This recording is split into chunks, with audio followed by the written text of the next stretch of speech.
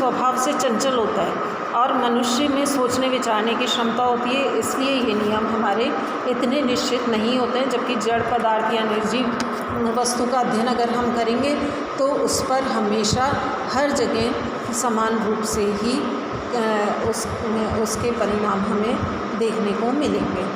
दूसरा जो इनमें अंतर है, ये आर्थिक नियम हमारे कम निश्चित या अपूर्ण क्यों होते हैं, उसका कारण है कि आर्थिक नियमों का परीक्षण प्रयोगशाला में संभव नहीं होता है। जैसे जो भौतिक शास्त्र के नियम हैं उनको प्रयोगशाला के अंदर, या रसायन शास्त्र है उनको हम प्रयोगशाला के अंदर उनके परीक्षण को करते हैं, लेकिन हमारे मानव की प्रयोगशाला या हमारे अर्थशास्त्रीय प्रयोगशाला तो पूरा मानव समाज है। तो ऐसे में ये मानवीय व्यवहार हमारा उन सीमाओं के अंदर बंधकर हम इनका अध्ययन नहीं कर सकते, इसलिए ये इतने निश्चित नहीं होते हैं।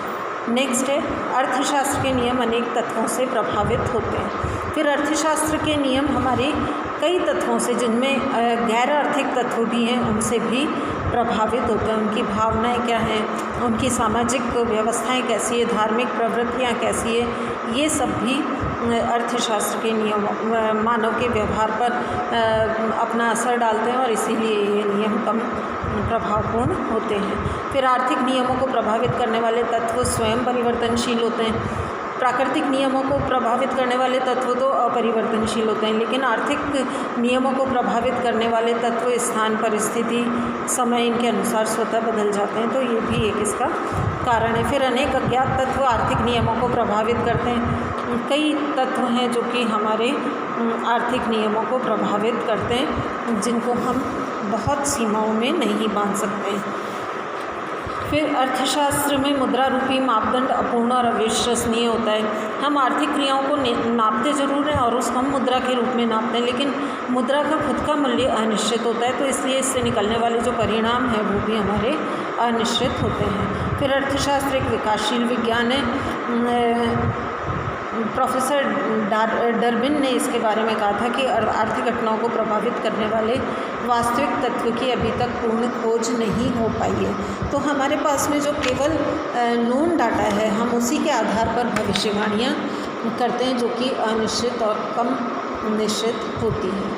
तो इस तरह से अगर हम देखें तो अर्थशास्त्र में कोई प्रवृत्ति ऐसी नहीं है जो गुरुत्वाकर्षण नियम की तरह निश्चित या अटल हो। इसलिए अर्थशास्त्र का कोई नियम ऐसा नहीं है जिसकी तुलना हम गुरुत्वाकर्षण नियम से कर सकें। तो क्या अर्थशास्त्र के नियमों की तुलना ज्वार भाटे से की जा सकती है?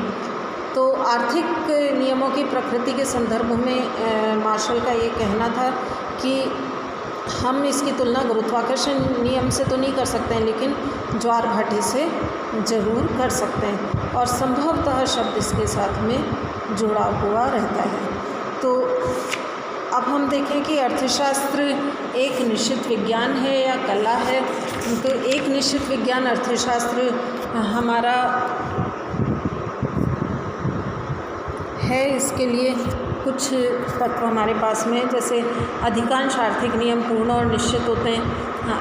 अर्थशास्त्र के नियम सामान्य और औसत रूप से लागू होते हैं। वैज्ञानिक नियमों की सत्यता भी मान्यताओं और शर्तों के ऊपर आधारित होती है कि हम किस तरह से किस वस्तु को उसका भार कितना ऊपर उछालेंगे तब वो किस स्पीड से नीचे गिरेगी। इसी तरह से हमारे अर्थशास्त्र भी कुछ मान्यताओं और शर्तों पर आधारित है। प्राकृतिक नियमों में भौतिक विज्ञान और रसायन विज्ञान के अतिरिक्त विज्ञानों में भी अनिश्चितता और अपूर्णता होती है। जैसे जीव विज्ञान है, उसमें भी कहीं गुंजाइश होती है। फिर अर्थशास्त्र के नियम अन्य सामाजिक नियमों की तुलना में अधिक निश्चित और सत्य होते हैं। तो हम ये कहें कि अर्थशास्त्र एक पूर्ण और निश्चित विज्ञान नहीं है, लेकिन अर्थशास्त्र अन्य सामाजिक विज्ञानों की तुलना में अधिक निश्चित है। और इसका कारण ये है कि आर्थिक क्रियाओं के माप के लिए मुद्रा रूपी मापदंड का प्रयोग हम करते हैं, जो कि अन्य विषयों या अन्य सामाजिक विज्ञानों में नहीं है। और दूसरा ये है कि इन आधुनिक अर्थशास्त्र के नियमों के प्रतिपादन में सांख्यिकी और गणितीय विधियों का के प्रयोग की वृद्धि से अर्थशास्त्र धीरे धीरे ज़्यादा निश्चित होता चला जा रहा है। तो हम कुल मिलाकर के ये कह सकते हैं कि अर्थशास्त्र विज्ञान तो है, लेकिन ये मौसम विज्ञान की तरह है कि जिसकी भविष्यवाणी कई तत्वों के ऊपर निर्भर करती है, कई ऐसी परिस्थितियां हैं जिन पर ये निर्भर करती है। Thank you.